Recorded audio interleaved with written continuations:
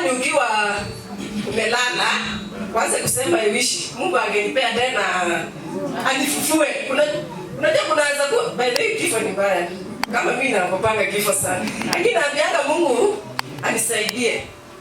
Nitende wema wake, nifanye kazi yake.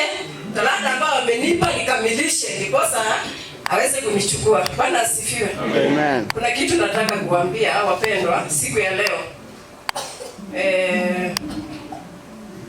Tupendane sana. Sababu upendo ndio kila kitu. Na upendo ndio amri ya kwanza Mungu aliyotupea. Na bila upendo hakuna mahali tutaenda. Na unapokuwa na rafiki yako, kuwa na rafiki wa kweli wakati wowote. Asikuwe ni rafiki wakati uko sawa na saa zile uko na shida anakutoroka.